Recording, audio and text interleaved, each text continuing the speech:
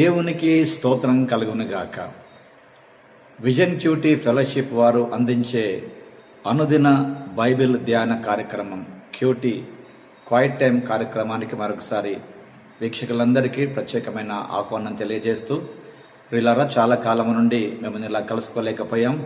కొన్ని అనివార్య కారణాలను బట్టి మరలా విజన్ క్యూటీ ఫెలోషిప్ వారి అనుదిన బైబిల్ ధ్యాన కార్యక్రమము కొనసాగించుటకు కృప చూపిన దేవునికి నేనెంతో కృతజ్ఞత చెల్లిస్తూ, ఈ కార్యక్రమం వీక్షించుటకు సమయం తీసుకున్నటువంటి మీకు మరొకసారి ప్రభు పేరట ప్రత్యేక వందనాలు తెలియజేస్తూ ఈ కార్యక్రమానికి ఆహ్వానిస్తున్నాను.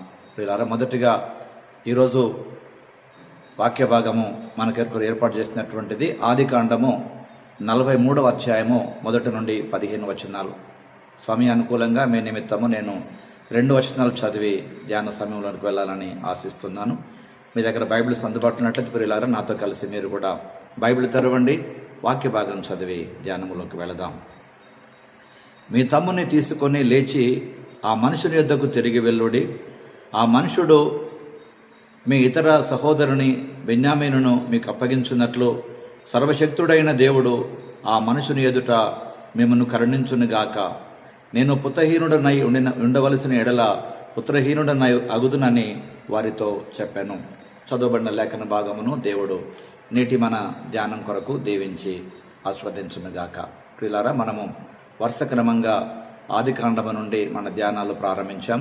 అలాగే మధ్యలో యోహాను సువార్త కూడా మనం కొనసాగిస్తున్నాం. ప్రియులారా, ఆదికాండం అలాగే యోహాను సువార్త యొక్క పరిచయాన్ని మీకు యూట్యూబ్ ఛానల్లో అందుబాటులో పెట్టాం. దయచేసి వాటిని వీక్షించి చక్కగా బైబిల్ని అర్థం చేసుకొని ధ్యానపూర్వకంగా అనుదిన జీవితంలో దేవుడు మనకు అందించేటువంటి అంశాలను తీసుకొని మన జీవితాన్ని అన్వయించుకున్నట్టు చక్కటి సమయం అని ప్రభు పేరిట మీకు జ్ఞాపకం చేస్తున్నాను. వీళ్ళారా, నేటి పాఠ్య భాగంలో నుండి మన కొరకు ఏర్పాటు చేసినటువంటి భాగానికి మనం ఇచ్చేటువంటి ప్రధాన అంశము, నేను బిడ్డలను కోల్పోవలసి వస్తే కోల్పోతాను.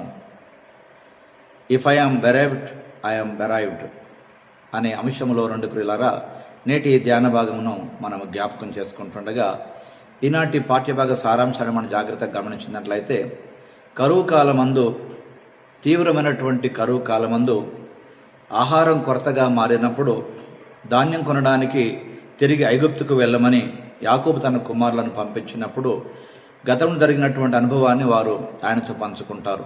అనగా, మీ చిన్న కుమారుడు మాతో రాని ఎడల అతడు మనం తిరిగి రాకూడదని ఆ దేశపు ప్రధానమంత్రి ఇచ్చినటువంటి హెచ్చరికను తండ్రికి వారు జ్ఞాపకం చేశారు. ఆ రీతిగా తన కుటుంబం యొక్క జీవనోపాధి కొరకు ఇక వేరే ఆలోచన లేక గత్యంతరం లేక బెన్యామీను బాధ్యతను తానే వహిస్తానని బెన్యామీను పంపడానికి అంగీకరించినటువంటి యాకోబు తన కుమారులను మరలా ఆహారం కొనుగోలు కొరకై పంపిస్తూ ఉన్నప్పుడు ఆయన పలికినటువంటి మాట, నేను బిడ్డలను కోల్పోవలసి వస్తే కోల్పోతాను, కానీ మీరు వెళ్ళి ఆహారం తీసుకొని రండి, లేదంటే అందరము చనిపోయే ప్రమాదం ఉందని తండ్రి వారికి చేసిన హెచ్చరిక మనం గమనిస్తున్నాం. యాకోబు సర్వశక్తివంతుడైనటువంటి దేవుని కృపను, కనికరాన్ని కోరుతూ సమస్తాన్ని దేవుని సార్వభౌమ అధికారానికి అప్పగించి వారిని పంపినట్లుగా నేటి పాఠ్యభాగ సారాంశాన్ని మనం గమనిస్తున్నాం. ప్రియులారా, ఇందులో ప్రధానంగా 14వ వచనము ఈ మాట మనకు జ్ఞాపకం చేస్తున్నది. అలాగే ప్రియులారా, దేవుడు మనకు నేర్పే పాఠాన్ని ఈ పాఠ్యభాగంలో మనం గమనించినట్లయితే, మన సమాజము జీవించకపోతే మనము జీవించలేం. అంటే మనకు సమాజాన్ని కూడా ఓ సంబంధాన్ని దేవుడు ఏర్పరిచిన సంగతి ఇక్కడ మనం జ్ఞాపకం చేసుకోవాలి ప్రియులారా. కాబట్టి యాకోబు కుటుంబం అంతా బ్రతకాలంటే, యాకోబు కుటుంబంలో ఎవరైనా త్యాగం చేయాల్సి వస్తే తప్పని పరిస్థితిగా ఎంచి యాకోబు వారిని పంపిన సంగతి ఈ పాఠ్యభాగం మనకు జ్ఞాపకం చేసిన ప్రియులారా. యాకోబు కేవలం బెన్యామీనును మాత్రమే రక్షించుకోలేకపోయాడు. అయితే గతంలో యోసేపును విడిచిపెట్టినట్లుగా బెన్యామీను విడిచిపెట్టలేకపోయినా వారు కలిసి జీవించాలి లేదా కలిసి మరణించాల్సిన పరిస్థితి ఏర్పడిందని యాకోబు గమనించి పంపిన తీరు ఈ పాఠ్యభాగం మనకు నేర్పే పాఠం ప్రియులారా. ఇందులో ప్రధానంగా దేవుడు మనలను రక్షించుకున్నప్పుడు ఒకరికి ఒకరము బాధ్యులుగా రక్షించుకున్నాడే తప్ప ఎవరికి వారుగా ఉండాలని రక్షించుకోలేదని ప్రియులారా ఈరోజు వాక్య భాగంలో గమనిస్తున్నాం. 14వ వచనంలో ప్రత్యేకంగా మన జీవితాలను దేవునికి అప్పగించినప్పుడు అద్భుతమైన విషయాలను మనం చూస్తామని ఈ వాక్యం మనకు నేర్పిస్తుంది ప్రియులారా. యాకోబు తన మొండితనాన్ని విడిచిపెట్టినప్పుడు వెనుక ఉండిపోయినటువంటి తన కుమారుడైన సిమియోనుతో మాత్రమే కాకుండా అంతకుముందే దూరమైనటువంటి తన కుమారుడైన యోసేపును కూడా తిరిగి దక్కించుకునే అవకాశాన్ని అతడు పొందుకోగలిగాడు. ప్రియులారా, మన అనుదిన జీవితంలో మనం భరించలేని శోధనలు ఎదురైనప్పుడు దేవునిపై విశ్వాసం ఉంచి మన జీవితానికి తాళపు చెవిని ఆయన చేతుల్లో పెడితే ప్రియులారా తప్పకుండా మనము దీవించబడతాం.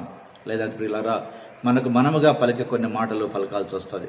కనుక ఈనాటి పాఠ్యభాగం ద్వారా ప్రియులారా మన జీవితానికి గొప్ప అన్వయింపుగా మన జీవిత స్థితిగతులను ముందుగా ఎరిగినటువంటి దేవునికి మనలను అప్పగించుకొనుట ఒక సురక్షితమైనటువంటి ఆలోచన ప్రియులారా. అంతేకాని మనముగా ఏమో చేయగలమని ప్రియులారా అప్పుడప్పుడు మన సొంత ప్రయత్నాలు చేస్తూ ఉంటాం. కనుక యాకోబుకు అర్థమైంది, ఇప్పుడు నేను నా కుమారుణ్ణి కోల్పోతానేమో, కానీ మిగతా కుమారులంతా ఈ కరువు చేత పాడైపోయే లేక మరణించే ప్రమాదం ఉందని గ్రహించి వారిని పంపిన సంగతిని ఎరుగుదాం ప్రియులారా. కనుక దేవుడు తన బిడ్డలకు ఏదైనా ఒక పరిస్థితిని అనుమతిస్తే ప్రియులారా దాని వెనకాల దేవుని మహోన్నతమైన ఆలోచన కూడా మనం గమనిస్తాం. కనుక దేవునిపై విశ్వాసం ఉంచి మన జీవితాన్ని ప్రభువుకు అప్పగించుకుంటా ఒక ఉత్తమమైన విషయంగా ఈరోజు మనకు జ్ఞాపకం చేస్తుంది వాక్యం. రండి, ఉత్తమమైన దేవునికి ఒక ప్రార్థన చేసి మన జీవితాలు అప్పగించుకుందాం. మనం ఏ స్థితిలో ఉన్నా సరే ప్రియులారా, ఏ పరిస్థితుల్లో కూడా కొనసాగుతున్నా సరే వాటన్నిటి నుంచి విడిపించేటువంటి దేవునికి మనం అప్పగించుకొనుట ఒక ఉత్తమమైనటువంటి కార్యం. ప్రార్థన. ప్రభువా, ప్రమాదము ఎదురైనప్పుడు మా మొండితనాలను పక్కన పెట్టి లేక దురాశను వదిలిపెట్టి మీపైన ఆధారపడేటువంటి కృపను మాకు ప్రసాదింపచేయమని యాకోబు వలె సంగతులను గ్రహించి ప్రభువా అని ముందు కొనసాగి కృపను గ్రహించమని క్రీస్తు పేరట ప్రార్థిస్తున్నాం పరమ తండ్రి.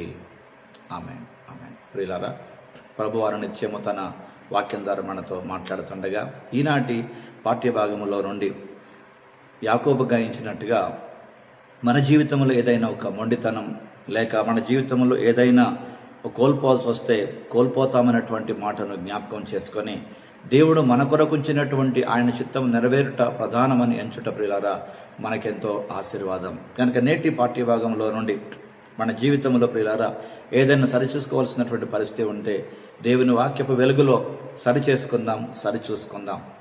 కనుక యాకోబు వలె సత్యమును గ్రహించి ముందుకు సాగిపోవడానికి ప్రభు మహాకృప మనందరికీ అనుగ్రహించాలని ఆశిద్దాం.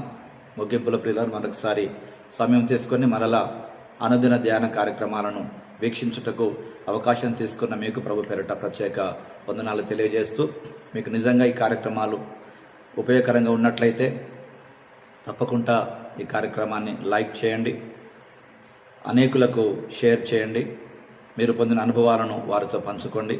అలాగే ఈ కార్యక్రమాలు భవిష్యత్ కాలంలో అనేక మందికి ఉపయోగకరంగా ఉన్నట్లుగా సబ్స్క్రైబ్ కూడా చేయవలసిందిగా ప్రభు పేరిట మీకు జ్ఞాపకం చేస్తూ, విజన్ క్యూటీ ఫెలోషిప్ వారు అందించేటువంటి ఈ అనుదిన బైబిల్ ధ్యాన కార్యక్రమాలు ఈ క్వైట్ టైం క్యూటీని కొనసాగించమని మరొకసారి ప్రభు పేరిట మీ అందరికీ ప్రత్యేకంగా జ్ఞాపకం చేస్తూ, ప్రియులారా భవిష్యత్ కాలంలో అనేకులు ఆత్మీయంగా బలపడుట కొరకు ఇంకా ఈ యొక్క విజన్ క్యూటీ ఫెలోషిప్ పరిచర్య కొరకు ప్రార్థించాలని ప్రభు పేరిట మీ అందరికీ మనవి చేస్తూ సెలవు తీసుకుంటున్నాను. Thank you. God bless you all.